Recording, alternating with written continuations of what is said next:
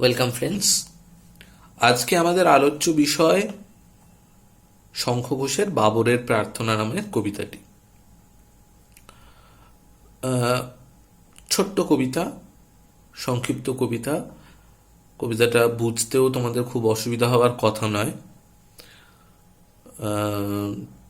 বিশেষত এই কবিতাটার আলোচনা করতে গেলে বা যাদের হয়তো এটার অর্থোদ্ধার করতে বা অনুভব করতে একটু অসুবিধা হচ্ছে, তাদের এই কবিতাটার প্রেক্ষাপট বা কি কি অবস্থায় কি ভেবে কবিতাটা কবি লিখেছিলেন সেটা যদি যখন জানবে তারা, সেটা নিয়ে যদি আমরা একটু আলোচনা করি, তাহলে আমার মনে হয় না কবিতাটা বুঝতে কোনো অসুবিধা হবে। আমার এমনি একটা গলায় ইনফেকশন আছে, আমি যে কারণে কয়েকদিন ভিডিও কিছু পোস্টও করতে পারিনি। ফলে এই ভিডিওটা আমার খুব দীর্ঘ করার ইচ্ছে নেই। আমি খুব সংক্ষেপেই কবিতার সম্পর্কে যতটা সম্ভব স্পষ্ট একটা ধারণা দেওয়ার চেষ্টা করব। তার আগে এই কবি এবং কবিতার কবি শঙ্খ ঘোষ এবং এই কবিতাটি সম্পর্কে কিছু প্রাসঙ্গিক তথ্য, যেগুলো তোমাদের শর্ট কোয়েশ্চেনের জন্য জরুরি হতে পারে, সেগুলো একটু দিয়ে রাখি। তোমরা পারলে নোট ডাউন করো খাতা পেন নিয়ে। প্রথমত, শঙ্খ ঘোষ এই কবিতার কবি।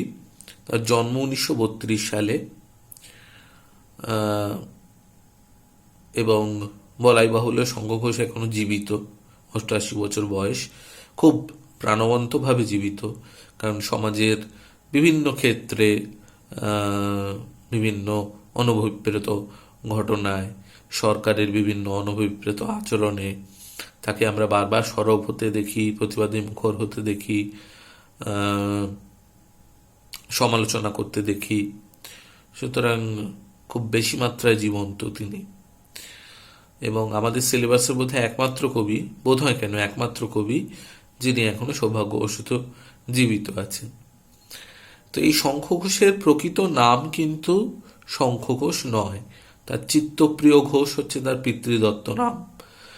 তো পরবর্তীকালে তিনি লেখালেখি করবার সময় শঙ্খ নামটিকে বেছে নেন, অর্থাৎ বলা যেতে পারে যেটা সিউডোনিম বা ছদ্মনাম শঙ্খটা তার ক্ষেত্রে। বাংলা প্রবন্ধ জগতের বা গদ্য সাহিত্যের যারা একটু খোঁজ খবর রাখো, তাহলে নিত্যপ্রিয় ঘোষ বলে একজন প্রাবন্ধিক আছেন লব্ধ প্রতিষ্ঠ, তার নাম হয়তো শুনে থাকবে। সেই নিত্যপ্রিয় ঘোষ হচ্ছেন এই চিত্তপ্রিয় ঘোষ বা শঙ্খ ঘোষের ছোট ভাই। এটাও তোমাদের জেনে রাখা প্রয়োজন। তো শঙ্খ ঘোষ দীর্ঘদিন ধরে লেখালেখি করছেন। বেশ কিছু তার উল্লেখযোগ্য কাব্যগ্রন্থ আছে, তাদের মধ্যে নিহিত পাতাল ছায়া, আদিম লতা গুল্মময়, বাবরের প্রার্থনা, মূর্খ বড় সামাজিক নয়, পাজরে দাঁড়ের শব্দ, গান্ধর্ব কবিতা গুচ্ছ, লাইনেই ছিলাম বাবা, এ ধরনের অনেক কবিতার বইয়ের নাম করা যায়। 1977 সালে 1977 বাবরের প্রার্থনা, যে আমরা যে কবিতাটির কথা আলোচনা করছি, সেই কবিতাটি যে গ্রন্থের অন্তর্ভুক্ত বাবরের প্রার্থনা, সেটি প্রকাশিত হয় 1976 সালে এবং 1977 সালে এই বইটির জন্য সাহিত্য অকাদেমি পুরস্কার লাভ করেন শঙ্খ ঘোষ। পরবর্তীকালে আরও অন্যান্য পুরস্কারেও তিনি সম্মানিত হয়েছেন। রবীন্দ্র পুরস্কার পেয়েছেন ধুম লেগেছে হৃৎকমলে গ্রন্থের জন্য 1989 সালে। জ্ঞানপীঠ পুরস্কার পেয়েছেন 2016 সালে। ফলে একেবারেই এছাড়া অত্যন্ত স্বনামধন্য এবং লব্ধ প্রতিষ্ঠ একজন কবি। প্রাবন্ধিক হিসেবেও তার সুখ্যাতি রয়েছে। নিঃশব্দের তর্জনী, ছন্দের বারান্দা, শব্দ আর সত্য, এ আমের আবরণ, নির্বাণ আর সৃষ্টি, কবিতার মুহূর্ত, তার বিখ্যাত গদ্য গ্রন্থ। বাবরের প্রার্থনা কবিতাটির কথায় যদি আসি, তাহলে বাবরের প্রার্থনা কবিতাটি লেখা হয় 1974 সালে এবং দেশ পত্রিকায় প্রকাশিত হয়।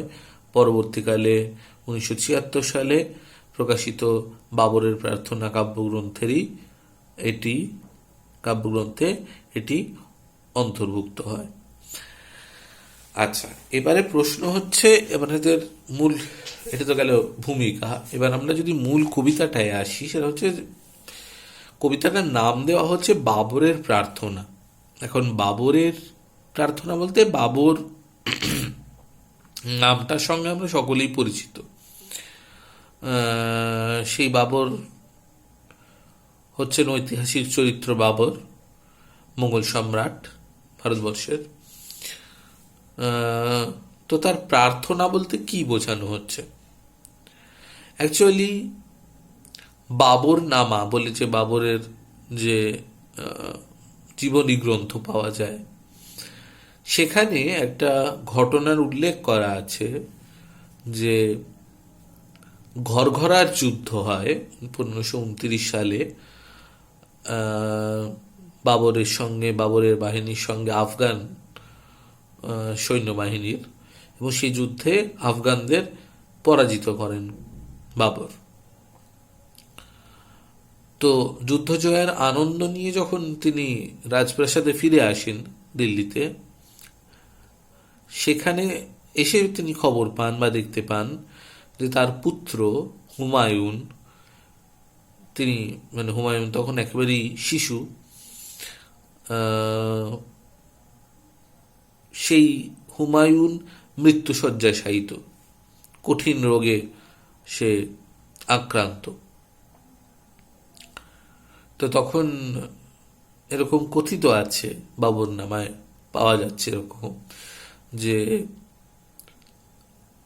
বাবর তখন ঈশ্বর বা আল্লাহর কাছে প্রার্থনা করেন বা দোয়া করেন যে তুমি আমার শিশুপুত্রের প্রাণ বাঁচিয়ে দাও, তার বিনিময়ে প্রয়োজন হলে আমার প্রাণ নিয়ে নাও, আমাকে আমার প্রাণের বিনিময়ে আমার শিশুপুত্রের প্রাণ উপহার দাও তুমি। তো এই বাবরের প্রার্থনা প্রায় 500 বছর আগে ঘটে যাওয়া একটা ঘটনা। সেটা হঠাৎ 1974 সালে লেখা একটা কবিতার ক্ষেত্রে এতটা প্রাসঙ্গিক হয়ে ওঠে কেন, বা কেন সেই অনুষঙ্গটাকে, ঐতিহাসিক অনুষঙ্গটাকে কবি ব্যবহার করেন? এর জন্য এই কবিতাটার সামাজিক প্রেক্ষাপটটাও একটু জানা প্রয়োজন। এই কবিতাটা 1974 সালে লেখা হচ্ছে। পরবর্তীকালে 1987 সালে কবিতার মুহূর্ত বলে একটি বই লেখেন, গদ্যগ্রন্থ, শঙ্খ ঘোষ, যেখানে যে বইয়ের মূল উদ্দেশ্য ছিল যে তার লেখা বিভিন্ন প্রচলিত বা বিখ্যাত কবিতাগুলোর জন্ম কথা বা জন্ম কাহিনী, কিভাবে লেখা হয়, কখন লেখা হয়, কি ভেবে লেখা হয় ইত্যাদি বিবৃত করা। তো আমি ব্যক্তিগতভাবে এই অ্যাপ্রোচটাকে খুব একটা যে সমর্থন করি বা পছন্দ করি এমন নয়, কারণ এই যে লেখক বা কবি নিজেই নিজের লেখা সম্পর্কে, কবিতা সম্পর্কে ব্যাখ্যা দিচ্ছেন, কেন লিখেছেন, কি ভেবে লিখেছেন ইত্যাদি বিষয়গুলোকে বলে দিচ্ছেন, জানিয়ে দিচ্ছেন পাঠককে, এই ব্যাপারটার প্রতি আমার নিজের বিশেষ সমর্থন নেই। আমার এই অ্যাটিটিউডটা বা টেন্ডেন্সিটা ভালো লাগে না। শুধু আমার ভালো লাগে না বলে নয়, একজন বিখ্যাত ফরাসি তাত্ত্বিক ছিলেন রলা বাঁথ বলে, সাহিত্যতাত্ত্বিক, বিখ্যাত তাত্ত্বিক, দার্শনিকও বটে। তো তার একটা বিখ্যাত থিওরি আছে বা তত্ত্ব আছে, যেটাকে বলা হয় অথার্স ডেথ। ইংরেজিতে বলা হয় অথার্স ডেথ, বাংলা করা যেতে পারে লেখকের মৃত্যু। লেখকের মৃত্যু মানে কি, কি বলতে চাইছে তাতে? তো রলাবাদ তাতে মূল যে কথাটাও বলছেন, সেটা হচ্ছে যে একটা লেখা যখন লেখা হয়, একজন লেখক যখন একটা লেখা শেষ করেন, যে মুহূর্তে শেষ করছেন লেখাটা, সেই মুহূর্তেই সেই লেখকের মৃত্যু ঘটে যাচ্ছে। মৃত্যু ঘটে যাচ্ছে মানে কি আক্ষরিক অর্থে তিনি সত্যি সত্যি মরে যাচ্ছেন তা নয়, কিন্তু সেই লেখাটার ওপর সেই লেখকের আর কোনো অধিকার নেই। এইবারে এই লেখাটা তিনি যেটা লিখেছেন সে হতে পারে তার লেখা, কিন্তু সেই লেখাটা সম্পূর্ণভাবে পাঠকের সম্পত্তি। পাঠক সেই লেখাটিকে নিয়ে যেভাবে চাইবেন, যেমনভাবে চাইবেন গ্রহণ করবেন, প্রত্যাখ্যান করবেন, ব্যাখ্যা করবেন, করবেন না, অপব্যাখ্যা করবেন, যা ইচ্ছে করবেন, কিন্তু সেখানে লেখকের বলার কিছু থাকবে না। কারণ পাঠকই সবার উপরে, পাঠক সত্য, তার উপরে নাই। লেখক তার অভিপ্রেত অর্থ কি, কি বলতে চেয়েছিলেন, এই ব্যাপারটা এক্ষেত্রে গণ্য নয়। আমাদের এখন বাংলা সাহিত্য অবশ্য এই থিওরির বিরোধিতা প্রায়শই আমরা দেখতে পাই। মানে এটা 19 শতকের কবিদের মধ্যেও কিছুটা ছিল, আর এটাকে রবীন্দ্রনাথ একেবারে ভীষণভাবে প্রচল বা প্রতিষ্ঠিত করে দেন, যে নিজের কবিতার নিজেই ব্যাখ্যা দেওয়া, নিজের লেখার নিজেই ব্যাখ্যা দেওয়া। রবীন্দ্রনাথের দেখা যাবে, খেয়াল করে দেখবে তোমরা, যে তার সমস্ত প্রায় বিখ্যাত কবিতারই তার স্বকৃত ব্যাখ্যা পাওয়া যায়। তিনি নিজেই ব্যাখ্যা দিয়ে দিচ্ছেন, কোথাও কোনো প্রবন্ধে, কোথাও কোনো বইয়ে, কোথাও চিঠিতে, কোথাও বইয়ের একেবারে ভূমিকাতেই। সোনার তরী কবিতার যেমন ব্যাখ্যা, সেই কবিতায় তিনি কি বলতে চেয়েছেন সেটা তিনি কবিতার বইয়ের ভূমিকাতেই বলে দিচ্ছেন। আমার মনে হয় এটার কোনো প্রয়োজন নেই, প্রয়োজন থাকে না। কারণ এটা আমাদের দৃষ্টিভঙ্গিকে খুব একমুখী করে দেয়, যে তাহলে তো কবি এই কথা বলতে চেয়েছেন, তাহলে আমাদেরও এইভাবেই ভাবা উচিত। কিন্তু অ্যাকচুয়ালি সাহিত্য আরও অনেক বেশি ওপেন এন্ডেড হওয়া উচিত। সাহিত্য আমার কাছে একরকম অর্থ বহন করবে, আরেকজন পাঠকের কাছে আরেক রকম অর্থ বহন করবে, আরও অন্য একজন পাঠকের কাছে অন্যরকম অর্থ বহন করবে। এটাই স্বাভাবিক, এটাই হওয়া উচিত, কিন্তু সেটা সর্বক্ষেত্রে ঘটে না। তো যাই হোক, আমাদের এত বিতর্কে যাওয়ার দরকার নেই। শঙ্খ ঘোষ যখন একটা প্রেক্ষাপট, সামাজিক প্রেক্ষাপট বিবৃত করেই ফেলেছেন, তখন সেটাকে একটু জেনে নেওয়াই আমাদের কাজের কথা, বিশেষত পরীক্ষার প্রয়োজনে তো কাজের বটেই। শঙ্খ ঘোষ তার কবিতার মুহূর্ত বইতে বলছেন যে 1974 সালে তার বড় মেয়ে শ্রাবন্তী, সে বেশ অসুস্থ হয়ে পড়ে। তো এবং এই 1974 সাল, 70-এর দশক, তোমরা জানো যে বাংলাদেশ মানে আমাদের পশ্চিমবঙ্গ বিশেষ করে, এবং আমাদের দেশও একটা বিশেষ রাজনৈতিক আন্দোলনকে কেন্দ্র করে খুব উত্তাল হয়ে উঠেছিল, যে আন্দোলনটার নাম হচ্ছে নকশাল আন্দোলন। সশস্ত্র আন্দোলন ছিল। নকশাল বাড়ি বলে উত্তরবঙ্গে জলপাইগুড়ির একটি জেলা থেকে এই আন্দোলনের উদ্ভব। তারপর আস্তে আস্তে সেই নকশালবাড়ি গ্রামের নাম থেকেই এই আন্দোলনের নাম হয় নকশাল আন্দোলন। তারপর আস্তে আস্তে সেটা সমস্ত রাজ্যেই ছড়িয়ে পড়ে, ব্যাপ্ত হয়। এবং সেই সময় এই ধরনের মানে তাদের এই আন্দোলনকারীরা চেয়েছিলেন যে বহু যুবক, শিক্ষিত যুবক, তারা এই আন্দোলনে যোগদান করেন, এবং তাদের লক্ষ্য ছিল বা স্বপ্ন ছিল যে সশস্ত্র আন্দোলনের মাধ্যমে রাষ্ট্র ক্ষমতাকে দখল করা বা সমাজ ব্যবস্থার পরিবর্তন ঘটানো। এখন এই ধরনের আন্দোলনের ক্ষেত্রে রাষ্ট্রযন্ত্র, অর্থাৎ সরকার, সোজা কথায় যারা রাষ্ট্র চালাচ্ছেন, তাদের অ্যাটিচিউড যা হওয়া উচিত, নকশালদের ক্ষেত্রেও তার ব্যতিক্রম কিছু হয়নি। তখন আমাদের প্রধানমন্ত্রী ছিলেন ইন্দিরা গান্ধী, এবং আমাদের রাজ্যের মুখ্যমন্ত্রী ছিলেন সিদ্ধার্থ শঙ্কর রায়। তো এদের দুজনের প্রচেষ্টায়, বিশেষ করে সিদ্ধার্থ শঙ্কর রায়ের উদ্যোগে এই আন্দোলনকে খুব নির্মমভাবে, মানে যাকে একেবারে বলে পিষে দেওয়া, দমিত করা হয়। প্রচুর নকশাল যুবক, নকশাল আন্দোলনকারী, তাদের কারারুদ্ধ করা হয়, অকথ্য অত্যাচার করা হয় পুলিশের দ্বারা। কংগ্রেসি গুন্ডা, মানে ভাড়া করা গুন্ডা, পুলিশ, তাদের গুলিতে প্রচুর নকশাল যুবক আন্দোলনকারী তারা মৃত্যুবরণ করেন। এবং পেশাগত পরিচয়ে শঙ্কর ঘোষ ছিলেন যাদবপুর বিশ্ববিদ্যালয়ের অধ্যাপক। তো যাদবপুর বিশ্ববিদ্যালয় তখন নকশাল আন্দোলনে, কলকাতায় নকশাল আন্দোলনের প্রধান ঘাঁটি, কারণ যাদবপুর বিশ্ববিদ্যালয়ের বহু ছাত্রছাত্রী তারা নকশাল আন্দোলনের সঙ্গে তখন জড়িত। তো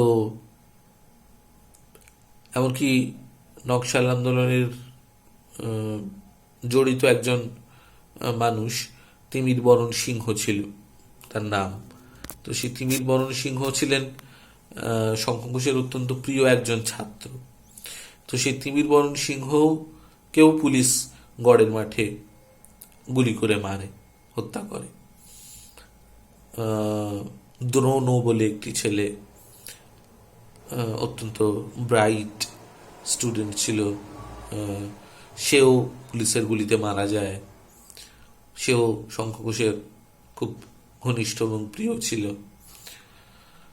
তো এই বিষয়গুলো, এই যে একদল আন্দোলনকারী তারা সমাজ ব্যবস্থাকে, রাষ্ট্র ব্যবস্থাকে পরিবর্তন করে দেওয়ার স্বপ্ন দেখছে,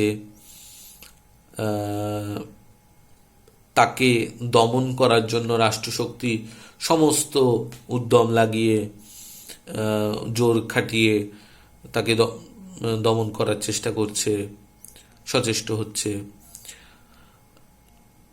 তো এই অবস্থায় যখন অসুস্থ মেয়ের বিছানার পাশে কবি এবং বাবা শঙ্কর ঘোষ বসে রয়েছেন, মেয়ের অসুস্থতার কথা ভাবছেন, সমাজের এই অসুখের কথা ভাবছেন, এই বিপর্যয়ের কথা ভাবছেন, সংকট বা মারি কাল যেটা উপস্থিত তার কথা ভাবছেন।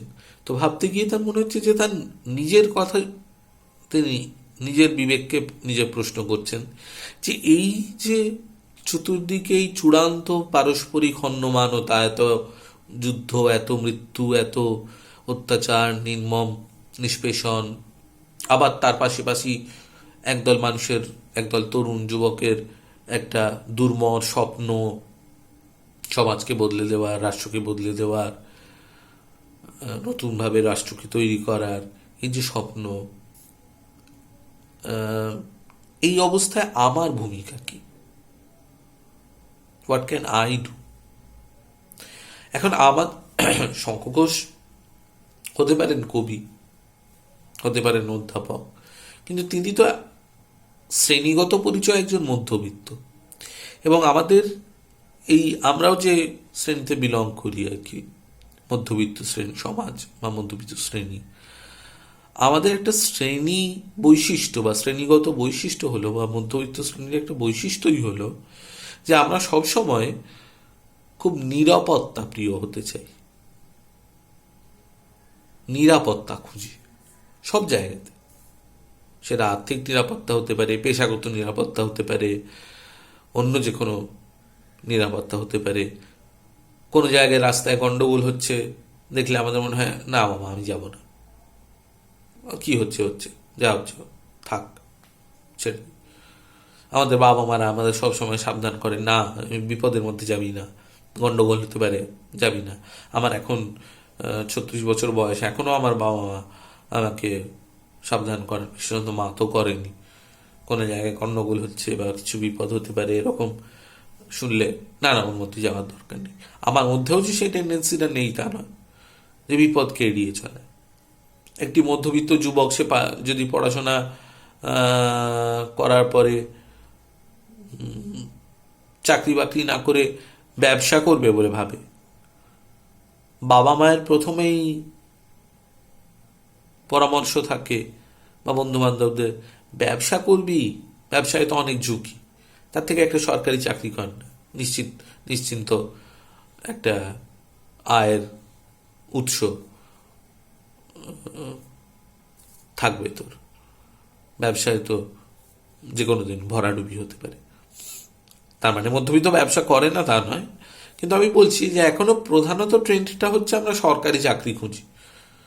প্রত্যেকেই হয়তো তোমরাও পরীক্ষা পড়াশোনা করছো, স্বপ্ন দেখো যে সরকারি চাকরি করব, স্কুলে পড়াবো, কলেজে পড়াবো। তো এই বিষয়টায় নিরাপত্তা প্রিয়তা, এইটা আমাদের বিভিন্নভাবে শৃঙ্খলিত করে, বেঁধে রাখে। এটা আমাদের সমাজ মানসিকতা, শ্রেণীগত মানসিকতা। এখন সেই মানসিকতা তো কবি শঙ্খ ঘোষের মধ্যেও কাজ করছে। তা তিনি যখন এই অসুস্থ মেয়ের বিছানার পাশে বসে আছেন এবং এই সমস্ত ভাবনা তার মাথার মধ্যে, তার হৃদয়কে আলোড়িত করছে, তার মস্তিষ্ককে আলোড়িত করছে, তখন তিনি এটা ভাবছেন যে এই যে আমি অসুস্থ মেয়ের পাশে বসে আছি, এর পাশে বসে থাকা এবং মেয়ের এই কষ্ট ভোগ করা বা যন্ত্রণা ভোগ করাটাকে দেখা ছাড়া আমার যেমন কিছু করার নেই, তেমনি এই যে অসুস্থ সমাজের মধ্যে যে অসুখ চলছে তৎকালীন সমাজে, সেখানেও কি আমার করণীয় কিছু আছে? সেখানেও কি আমি কিছু করতে পারি? করবার মতো সাহস কি আমার আছে? নিজের বিবেককে প্রশ্ন করছেন। এবং তখন এই বিষয়টা নিয়ে ভাবতে গিয়ে তার বাবরের কথা মনে পড়ে যাচ্ছে, যে বাবর, তিনি মোগল সম্রাট ছিলেন, তিনি এই সাহসটা দেখাতে পেরেছিলেন যে তিনি নিজের প্রাণ বিসর্জন করে বা প্রাণের বিনিময়ে তিনি তার সন্তানের প্রাণ ভিক্ষা দাবি করতে পেরেছিলেন ঈশ্বরের কাছে। কিন্তু সেই সৎসাহস কি আমার রয়েছে? তো বাবরের মতো করেই কবি যেন তখন এই অসুস্থ সমাজকে সুস্থ করবার জন্য নিজে সাহস সঞ্চয় করছেন এবং শেষ পর্যন্ত বলে উঠতে পারছেন যে এই তো জানু পেতে বসেছে পশ্চিম, আজ বসন্তের শূন্য হাত, ধ্বংস করে দাও আমাকে যদি চাও, আমার সন্ততি স্বপ্নে থাক। এখানে দুটো বিষয়, মানে মানে খুব চমৎকার দু ধরনের কন্ট্রাস্ট ইউজ করছেন কবি। একটা হচ্ছে আমার, আর একটা হচ্ছে সন্ততি। আমার সন্ততি স্বপ্নে থাক, এটা চিরকালীন পিতৃত্বের আরতি। আমরা সেই অন্নপূর্ণা ও ঈশ্বরী পাটনীতে পড়েছিলাম যে ঈশ্বরী পাটনীকে যখন অন্নপূর্ণা বর দিতে চাইছেন, ঈশ্বরী পাটনীর একমাত্র চাহিদা হচ্ছে আমার সন্তান যেন থাকে দুধে ভাতে। এটা চিরকালীন পিতার কর্তব্য, পিতার মানসিকতা। তো সুতরাং এখানেও কবি সেই রকমই একটা জায়গায় যাচ্ছেন যে এই তো জানু পেতে বসেছি পশ্চিম। পশ্চিম কেন? কারণ পশ্চিম দিকে বসেই নামাজ পড়া হয়। তো এই তো জানু পেতে বসেছি পশ্চিম, হয়তো ঈশ্বরের কাছেই তিনি প্রার্থনা করছেন, বা সেই ঈশ্বর হয়তো রাষ্ট্রযন্ত্রও হতে পারে প্রতীকী অর্থে। তো আজ বসন্তের শূন্য হাত, ধ্বংস করে দাও আমাকে যদি তাও, আমার সন্ততি স্বপ্নে থাক। কন্ট্রাস্টটা কোথায়? আমার এবং সন্ততি। আমি নিজে, বর্তমান প্রজন্ম, যে প্রজন্মের অ্যাকচুয়ালি কিছুই করার নেই। এই অসুস্থ মেয়েটির পাশে, অসুস্থ কন্যার পাশে বসে আমি যেমন তার কোনো যন্ত্রণা ভাগ করে নিতে পারছি না, তাকে সুস্থ করে তোলার জন্য ডাক্তারের সহায় হওয়া ছাড়া আর কিচ্ছু আমার যেমন করার নেই, তেমনি অসুস্থ সমাজকেও সুস্থ করে তোলার জন্য আমার নিজের প্রাণটুকু বিসর্জন দেওয়া ছাড়া বা প্রাণটুকু অফার করা ছাড়া আমার আর কিছু করার নেই। সুতরাং আমি, বর্তমান প্রজন্ম, আমি তো ক্ষয়িত, আমি তো নিজেই নিশ্চল। পরবর্তী একটা থার্ড প্যারাগ্রাফে আমরা দেখতে পাবো, পাথর করে দাও আমাকে নিশ্চল।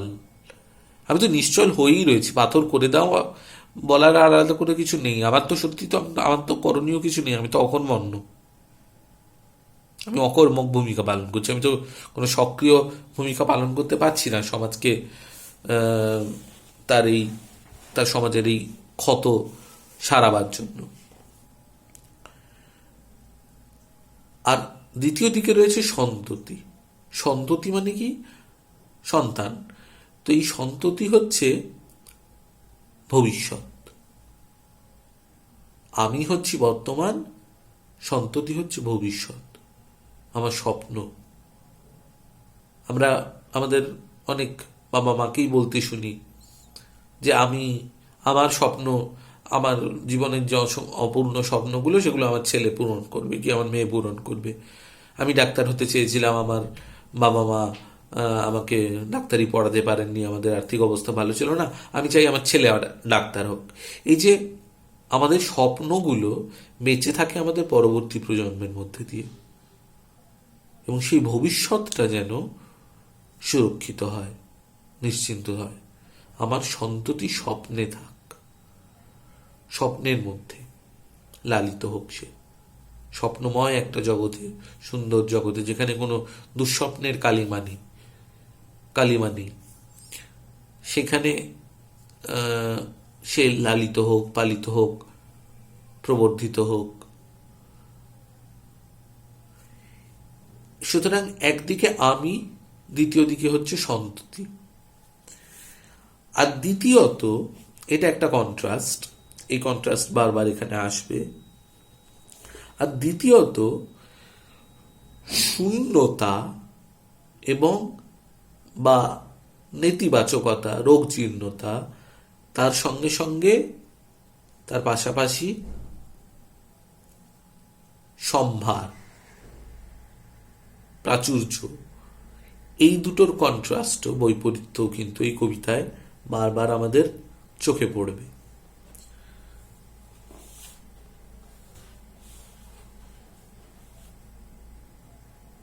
গোপন ক্ষয়, কয়েকটা শব্দ আমি তুলে ধরছি।